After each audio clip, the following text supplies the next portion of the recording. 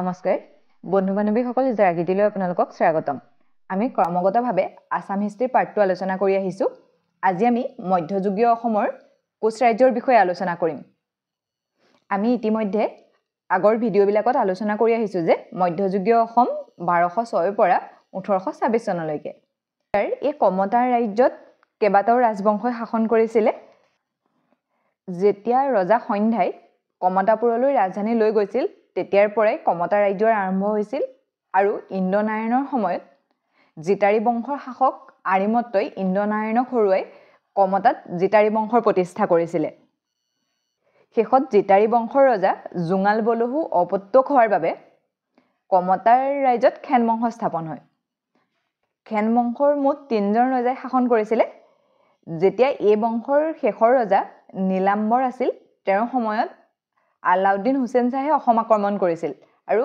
নীলাম্বৰক বন্দী কৰি ৰাখিছিল আৰু তেওঁৰ পুত্ৰ দানিয়েলক কমতাৰ শাসনকৰ্তা পাতিছিল কিন্তু সেই সময়ত কমতাৰ ৰাজনৈতিকভাৱে অৰাজকতাৰ সৃষ্টি হয় আৰু কিছু সংখ্যক জাতি জনজাতিৰ সেই সময়ত প্ৰভাৱশালী হৈ উঠে সেইবিলাকৰ ভিতৰত 12 ভূঞা আৰু কোচসকল আছিল অন্যতম 1515 চনত হাৰিয়া মণ্ডলৰ পুত্ৰ বিশ্বসিংহই 12 ভূঞাসকলক যুদ্ধত ঘটুৱাই কোচ ৰাজ্যৰ প্ৰতিষ্ঠা কৰে ওকে তেওঁলোকে 1515 চনৰ পৰা শাসন কৰিছিল আৰু তেওঁলোকে বহুত বেছি দিন শাসন কৰা নাছিল যদিও মানে 1515 পৰা 1588 লৈকে শাসন কৰিছিল যদিও এই কম সময়খিনিত কোচ ৰাজ্যৰ প্ৰভাৱ গুৰুত্বপূৰ্ণ আছিল কোচসকল অসমৰ বৃহত্তৰ আৰু পুৰণা জনগোষ্ঠী তেওঁলোকে মানে 1515 পৰা শাসন কৰিছিল যদিও তেওঁলোকে বহুত দিনৰ আগতে আমাৰ মানে অসমলৈ আহিছিল তেওঁলোক মংগোলীয় গোষ্ঠীৰ লোক আছিল কোচৰ নামটো উৎপত্তি হৈছে কম্বুচৰ পৰা এটো আমাৰ অসমৰ যিবিলাক পুৰণা পুথি আছিল সেই পুথিবিলাকক কৈছিল যেটো তিব্বতৰ অধিবাসী আৰু মংগোলীয় গোষ্ঠীৰ লোকক বুজায় মানে তেওঁলোক মংগোলীয়ৰ এটাই মনত ৰাখিব লাগিব তেওঁলোক মংগোলীয় গোষ্ঠীৰ লোক আছিল ওকে আৰু তেওঁলোকে গোৱালপাৰা আৰু উত্তৰ বংগৰ ফালে কোচসকলক ৰাজবংশী বুলি জনা যায় এই গোৱালপাৰাতে মানে এই যত তেওঁলোকক ৰাজবংশী বুলি জনা যায় সেইফালে মানে তেওঁলোকৰ ক্ৰমান্বয়ে মানে যেতিয়া ডেনিয়েলে শাসন কৰি আছিল অৰাজকতা সৃষ্টি হৈছিল সেই সময়ত তেওঁলোক শক্তিশালী হৈ উঠিছিল এই মানে কোচ বংশৰ কাৰ পাছত কোনে শাসন কৰিছিল কিমান চনৰ পৰা কিমান চনলৈ শাসন কৰিছিল এই বিষয়ে আমি ক'ৰ পৰা গম পাওঁ সূৰ্যখেৰী দৈব্যভক্তই লিখা দৰং ৰাজবংশীত মানে এখন কোচ ৰাজবংশৰ এখন বুৰঞ্জী আছিল এখন অসমীয়াত লেখা আছিল দেই এখন কাৰ সময়ত লিখিছিল সমুদ্ৰ নাৰায়ণ হৈছে এই বংশৰ এজন ৰজা তেওঁ দৰঙী ফৈদৰ ৰজা বুলি কয় কাৰণ মানে যেতিয়া নৰনাৰায়ণে শাসন কৰি আছিল নৰনাৰায়ণৰ শাসনৰ পাছত আমাৰ কোচ ৰাজ্যখন 3টা মান ভাগত ভাগ হৈ গৈছে আৰু তাৰে এই দৰঙী ফৈদৰ ৰজা সমুদ্ৰ নাৰায়ণৰ সময়ত সূৰ্যখেৰী দৈব্যভক্তই দৰং ৰাজবংশী লিখিছিল ঠিক আছে এটো ইম্পৰ্টেন্ট হয় দেই এটো দুফালৰ পৰা আহিব পাৰে মানে কোচ ৰাজবংশৰ বুৰঞ্জীখনৰ নাম কি আছিল হেতু আহিব পাৰে আৰু হেখন কোনে লিখিছিল হেতু আহিব পাৰে কোচ ৰাজ্যৰ প্ৰধান উৎপাদিত দ্ৰব্য আছিল কপাহ মানে এতিয়া আমাৰ কি ধান ন তেনেকে সেই সময়ৰ মানে কোচ ৰজাসকলৰ মূল উৎপাদিত দ্ৰব্য আছিল কপাহ তেওঁলোকৰ শাসন কালত পশু চিকিৎসাৰ ওপৰত গুৰুত্ব দিছিল এটো বিশেষভাৱে ৰজা নৰনাৰায়ণৰ দিনত মানে পশু চিকিৎসালয় পাতিছিল তেওঁ বিশেষভাৱে গুৰুত্ব দিছিল কিন্তু হেতু কোতে কোচ ৰাজবংশতে সামৰি লয় শিলালিপিসমূহত সংস্কৃত ভাষা লেখা আছিল কিন্তু এই বুৰঞ্জীখন তেওঁলোকে অসমীয়া আছিল দেই তেওঁলোকৰ যিবিলাক শিলালিপি পোৱা যায় সেই শিলালিপিসমূহ সংস্কৃত ভাষাত আছিল তেওঁলোকৰ শাসন নীতি আকবৰৰ ৰাজসভালৈকে আলোচনা হৈছিল ভাবকচোন কিমান তেওঁলোক শক্তিশালী আছিল বহুত বেছি দিনো শাসন কৰা নাছিল কিন্তু যিমান দিন শাসন কৰিছিল সিমান দিনতে তেওঁলোকে আকবৰৰ ৰাজসভালৈকে তেওঁলোকৰ কৈছিল যে ইমান শক্তিশালী ৰাজবংশ এটা অসমত আছে তেনেকে তাত আলোচনা হৈছিল এতিয়া আমি কোচ ৰাজ্যৰ ৰজাসকলৰ কোন কোন আছিল সেই বিষয়ে আলোচনা কৰো ফাৰ্ষ্ট আহিলে হাৰিয়া মণ্ডল অৱশ্যে এওঁ ৰজা নাছিল দেই হাৰিয়া মণ্ডল ৰজা নহয় তেওঁ কোচসকলৰ এজন প্ৰধান সেনাপতি আছিল তেওঁ গোৱালপাৰাৰ জিলাৰ চিকনগামত বাস কৰিছিল তেওঁলোকে মানে সেই ফাৰ্ষ্ট গোৱালপাৰাতেই নিজকে অকমান শক্তিশালী কৰিছিল আৰু শক্তিশালী কৰি আহি দানিয়েলৰ লগত যুদ্ধ কৰিছিল আৰু শেষত 12 ভূঞাসকলক হৰুৱাইছিল এতিয়ালৈকে ইয়ালে আহা নাই দেই তেওঁলোক এই হাৰিয়া মণ্ডল কোচসকলৰ সেনাপতি আছিল আৰু যেতিয়া বিশ্বসিংহৰ দেউতাৰ কাৰণে তেওঁ নামটো ইয়ালে আহিছিল এই হাৰিয়া মণ্ডলৰ এজন পুতেক হৈছে বিহু সেই বিহুৱে বিশ্বসিংহৰ নাম লৈ কোচ ৰাজ্যৰ প্ৰতিষ্ঠা কৰে ঠিক আছে এই হাৰিয়া মণ্ডল বোলা লোকজনে মানে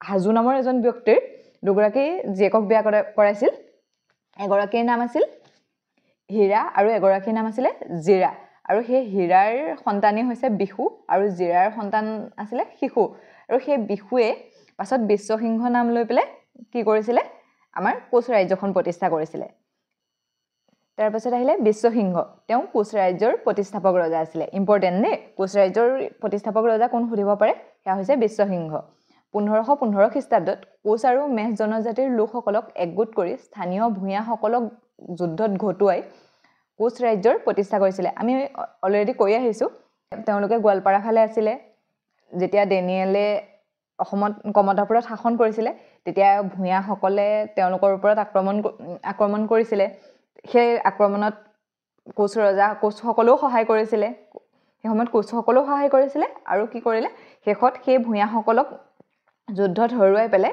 বিশ্বসিংহই কোচ ৰাজ্য প্ৰতিষ্ঠা কৰে তেওঁ কোচ ৰাজ্য ক্ৰমান্বয়ে উত্তৰ পাৰে পশ্চিমে কৰতোৱা নদী আৰু পূবে বৰ নদীলৈকে বিস্তাৰ কৰিছিল এই কৰতোৱা নদীখন এতিয়া বাংলাদেশত পৰে সেই ইমান দূৰ মানে সেই অকমানি জেগাকনৰ পৰা আহি বিশ্বসিংহই বহুত এটা ডাঙৰ ৰাজ্য কৰিছিলেগে তেওঁ কোচবিহাৰৰ ওচৰত থকা কমতাপুৰলৈ ৰাজধানী আনিছিল আৰু তেতিয়াই বিহুৰ নাম সলাই বিশ্বসিংহলৈ তেওঁ প্ৰথম নামটো বিহু আছিল আৰু যেতিয়া তেওঁ নিজাকৈ ৰাজধানী পাতিছিল তেতিয়া তেওঁৰ নামটো বিশ্বসিংহ হয়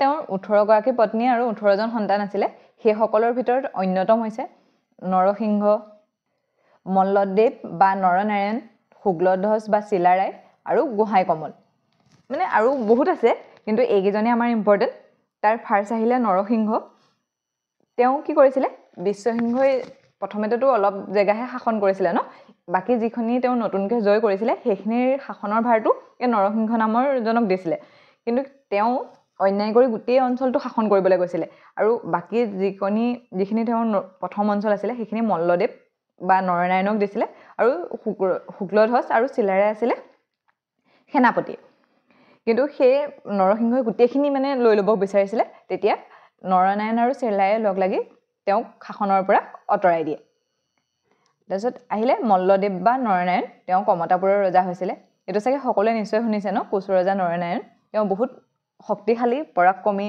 আৰু মানে এজন মানুহ হিচাপে বহুত ভাল ৰজা আছিল শুক্লধ্বজ বা চিলাৰায় আৰু এটা কথা মনত ৰাখিব নৰনাৰায়ণক আমি কি নামেৰে জানো মল্লদেৱ এটো সোধে প্ৰশ্ন আৰু চিলাৰায়ক কি বুলি জানো শুক্লধ্বজ তেওঁ কমতাৰ সেনাপতি হৈছিল মানে তেওঁ এই নৰনাৰায়ণৰ দিনত ইয়াত সেনাপতি আছিল আৰু একেবাৰে শেষৰজন হৈছে গোহাঁই কমল তেওঁৰ হাতত কমতা আৰু অন্যান্য বিস্তৃত অঞ্চলসমূহত নদী বান্ধ পথ পুখুৰী আদি বনোৱাৰ দায়িত্ব আছিল মানে তেওঁ যিখিনি উন্নয়নমূলক কাম সেইখিনি তেওঁ চাইছিল চিলাৰায়ে সেনাপতি হৈছিল আৰু নৰনাৰায়ণ ৰজা হৈছিল তেওঁৰ অন্যতম নিদৰ্শন হৈছে গোহাঁই কমল আলি একদম ইম্পৰ্টেন্ট হয় যিটো কোচবিহাৰৰ পৰা নাৰায়ণপুৰলৈকে আছে গোহাঁই কমল আলি কোনে সজাইছিল হেতু হ'ব গোহাঁই কমলে সজাইছিল আৰু হেতু ক'ৰ পৰা ক'লৈ আছে কোচবিহাৰৰ পৰা নাৰায়ণপুৰলৈকে আছে বিশ্বসিংহ 1540 চনত মৃত্যু হয় আৰু এটা এডিশনাল ইনফৰমেশন আহোমৰ দিনত 1537 চনত আহোম ৰাজ্যৰ বন্ধুত্বপূৰ্ণভাৱে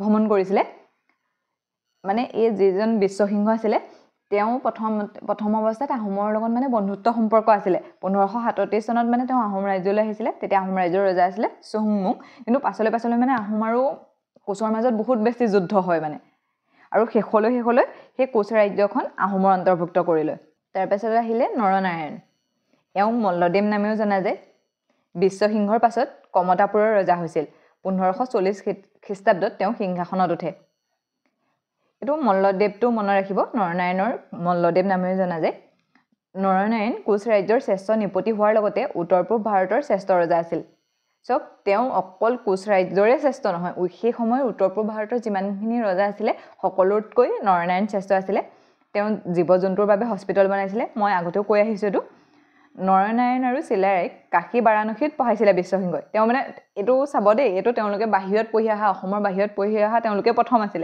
তেওঁলোকে যুদ্ধ ধৰক তৰ্ক অৰ্থশাস্ত্ৰ সেই সকলোবিলাক বাহিৰত পঢ়ি আহিছিল আৰু তেওঁলোক এজন বিদগ্ধ পণ্ডিতো আছিল ৰজা নৰনাৰায়ণৰ দিনত 16 শতিকাত শংকৰদেৱৰ নেতৃত্বত নৱবৈষ্ণৱ ধৰ্মৰ আন্দোলন নামনি ব্ৰহ্মপুত্ৰ উপত্যকাত প্ৰসাৰ লাভ কৰিছিল।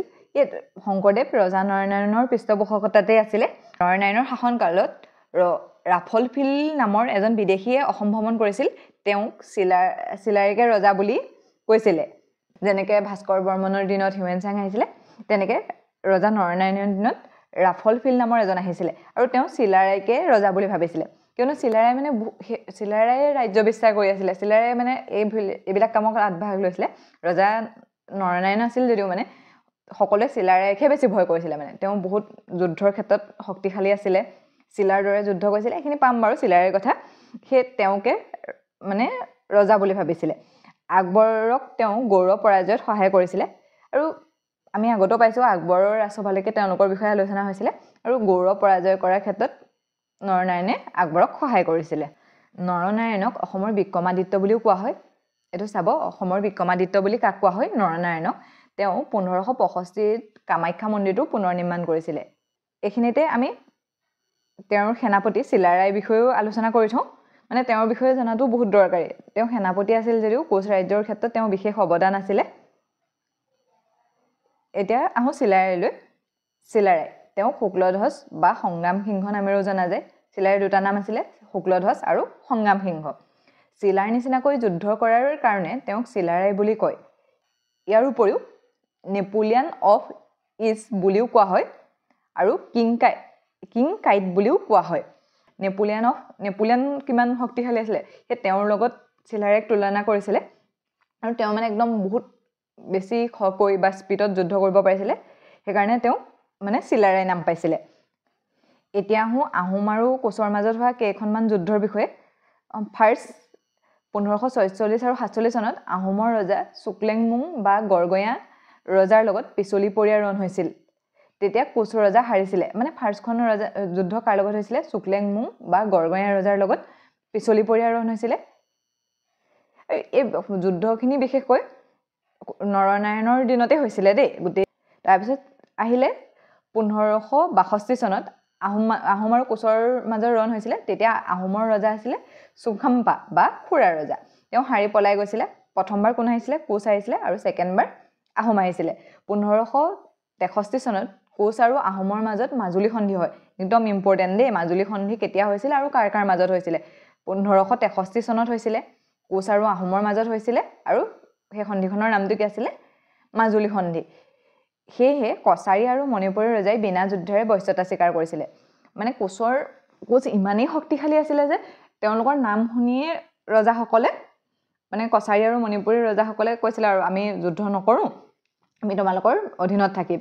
ইয়াৰ উপৰিও জয়ন্তীয়া ৰজা, ত্ৰিপুৰা ৰাজ্য, চিনেট, খৈৰাম মানে খাচীয়াসকল, ডিম্ব আৰু কোচে দখল কৰিছিলে। শেষত গৌড়ৰ কৰাণী ৰাজ্যৰ ৰজা চুলেমান খান কৰাণীক অভিযান কৰোঁতে চিলাৰায় বন্দী হয়। মানে চুলেমান খান কৰাণীয়ে চিলাৰায়ক বন্দী কৰে। ধৰক বহুত শক্তিশালী হ'লেও কেতিয়াবা হাৰি যায় ন, সেই তেনেকৈ তাত চিলাৰায় বন্দী হৈছিলে। আৰু এই চুলেমান খান কৰাণীয়ে আমাৰ কামাখ্যা মন্দিৰটো ধ্বংস কৰিছিলে দেই, মানে ভাঙিছিলে তেওঁ। গংগা নদীৰ পাৰত সৰুৱাই ৰোগত চিলাৰায়ৰ মৃত্যু হয়। তাৰপিছত এটা ইম্পৰ্টেণ্ট হৈছে দেই, কোচ ৰজা নৰনাৰায়ণৰ পৃষ্ঠপোষকতা লাভ কৰিছিল। মানে কোচ ৰজা নৰনাৰায়ণৰ ৰাজসভাত কোন কোন আছিলে? অনন্ত কন্দলী, ৰাম সৰস্বতী আৰু শংকৰদেৱ। চাই থ'ব দেই, এইটো ইম্পৰ্টেণ্ট হয়। তাৰপিছত যেতিয়া মানে নৰনাৰায়ণৰ শাসন শেষ হ'ল, তেতিয়া কোচ ৰাজ্যখন মানে কমতাপুৰখন দুভাগত ভাগ হৈ গ'ল। মানে ইজনো লাগে মোক ৰাজ্য লাগে, সিজনো লাগে, তেনেকৈ কোচ ৰাজ্যখন দুভাগত ভাগ হৈ গ'ল।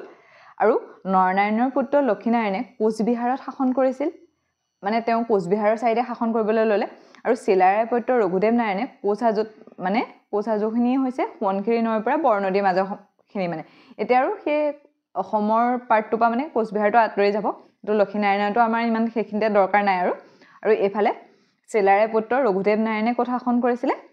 কোচহাজোত। তেওঁ সোৱণশিৰিৰ পৰা বৰনদীলৈকে শাসন কৰিছিলে। ৰঘুদেৱ নাৰায়ণৰ কন্যা প্ৰিন্সেছ মঙলদৈক প্ৰতাপসিংহলৈ বিয়া দিছিলে। এই ৰঘুদেৱ নাৰায়ণৰ এগৰাকী কন্যা আছিলে, তেওঁৰ নাম প্ৰিন্সেছ মঙলদৈ। আৰু সেই প্ৰতাপসিংহ কোন? প্ৰতাপসিংহ আহোমৰ এজন ৰজা আছিলে, তেওঁলৈ বিয়া দিছিলে। মানে পাছত আকৌ বন্ধুত্ব সম্পৰ্ক হৈছিলে। ৰঘুদেৱ নাৰায়ণৰ পাছত কোচহাজো আকৌ 3 ভাগত ভাগ হয়। ফাৰ্ষ্ট কিবা হ'ল? দুভাগ হ'ল। মানে এফালেতো কোচবিহাৰ গুচিয়ে গ'ল, সেইখিনিতো অসমৰ পৰা নাই। আৰু পাছত যেতিয়া ৰঘুদেৱ নাৰায়ণৰ পাছত আকৌ কোচৰাজো কেইভাগত ভাগ হ'ল, 3 ভাগত ভাগ হ'ল। সেই 3টা ভাগক কমে এটা হৈছে বিজয়িনী ফৈদ, মানে তেওঁলোকে বঙাইগাঁৱত শাসন কৰিছিলে। তাৰপিছত বেলতলা ফৈদ, বেলতলা মানে সেই গুৱাহাটীৰ অংশটোত শাসন কৰিছিলে। আৰু এটা হৈছে দৰঙী ফৈদ, তেওঁলোকে মঙলদৈ ফালে শাসন কৰিছিলে। এই বিজয়িনী ফৈদত শাসন কৰিছিলে পৰীক্ষিত নাৰায়ণ আৰু বিজিত নাৰায়ণে। বেলতলা ফৈদত আছিলে গজনাৰায়ণ আৰু দৰঙী ফৈদত বলি নাৰায়ণ আৰু সুন্দৰ নাৰায়ণে। এই সুন্দৰ নাৰায়ণৰ দিনত কি হৈছিলে বাৰু? সুন্দৰ নাৰায়ণৰ দিনত সূৰ্যখিৰী দৈৱভক্তই দৰং ৰাজবংশী লিখিছিলে, মানে যিখন কোচ বংশৰ বংশাৱলী। ঠিক আছে। ইয়াৰ উপৰিও গোহাঁই কমলৰ পুত্ৰ, মানে যিজনৰ মানে নৰনাৰায়ণৰ যিজন ভায়েকৰ হাতত পথ পদূলি উন্নয়নমূলক কাম কাজৰ দায়িত্ব আছিল, তেওঁৰ পুত্ৰ উদিত নাৰায়ণে খাচপুৰ মানে কাছাৰত শাসন কৰিছিলে।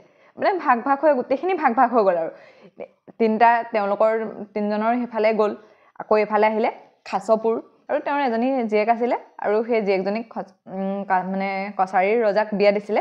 ফলত সেই কছাৰী ৰাজ্যৰে ৰজাই শাসন কৰিলে আৰু সেইখন কছাৰী ৰাজ্য হৈ গ'ল। আৰু একেবাৰে শেষত কোচ ৰাজ্য আহোমৰ লগত মিলাই লয়। মানে যেতিয়া এটা গোটত হৈ আছিলে, প্ৰথম বিশ্বসিংহ আহিছিলে, তেওঁলোকে বহুত ভাল কাম কৰিছিলে, কম দিন শাসন কৰিছিলে যদিও সেইকাৰণে তেওঁলোকৰ ইমান মানে শক্তিশালী হৈ পৰিছিলে।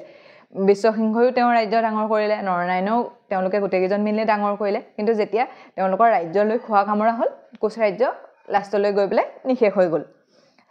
আজি আলোচনা কৰাৰ ভিতৰত কি ইম্পৰ্টেণ্ট এবাৰ উনুকিয়াই দিছোঁ। এইটো ফাৰ্ষ্ট আহিলে সমুদ্ৰ নাৰায়ণৰ ৰাজত্ব কালত সূৰ্যখিৰী দৈৱভক্তই দৰং ৰাজবংশাৱলী লিখিছিলে, এইটো ইম্পৰ্টেণ্ট। কোচ ৰাজ্যৰ প্ৰতিষ্ঠাপক কোন আছিলে? বিশ্বসিংহ। আৰু কিমান চনত প্ৰতিষ্ঠা কৰিছিলে? 1515 চনত। নৰনাৰায়ণক কি নামেৰে জনা যায়? মল্লদেৱ। চিলাৰে কি নামেৰে জনা যায়? শুক্লধ্বজ। তেওঁক আৰু 3টা নামেৰে জনা গৈছিলে, সেইকেইটা কি আছিলে? সংগ্ৰাম সিংহ, তাৰপিছত নেপোলিয়ন অফ ইষ্ট আৰু কিংকাইট। তাৰপিছত আহিলে গোহাঁই কমল আলিটো কোনে বনাইছিলে? সেইটো গোহাঁই কমলে বনাইছিলে, আৰু সেইটো ক'ৰ পৰা ক'লৈ আছিলে? কোচবিহাৰৰ পৰা নাৰায়ণপুৰলৈকে আছিলে। কোচ বংশৰ শ্ৰেষ্ঠ নৃপতি কোন আছিলে? নৰনাৰায়ণ আছিলে। কোচ ৰজা নৰনাৰায়ণৰ পৃষ্ঠপোষকতা কোনে কোনে লাভ কৰিছিলে?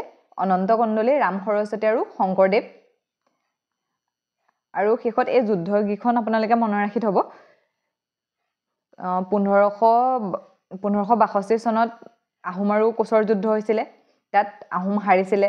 তাৰপিছত 1563 চনত কি হৈছিলে? মাজুলী সন্ধি। একদম এইটো বহুত বেছি ইম্পৰ্টেণ্ট দেই। এইটো কেতিয়া হৈছিলে আৰু কাৰ মাজত হৈছিলে? কোচ আৰু আহোমৰ মাজত হৈছিলে, আৰু মাজুলী সন্ধি 1563 চনত হৈছিলে। 1546-47 চনত পিছলিপৰীয়া ৰণ হৈছিলে আহোম আৰু কোচৰ মাজতে। ঠিক আছে, আজিলৈ ইমানতে এৰিছোঁ। অন্য এটা নতুন ভিডিঅ'ত পুনৰ লগ পোৱাৰ প্ৰতিশ্ৰুতিৰে। তেতিয়ালৈকে থেংক ইউ।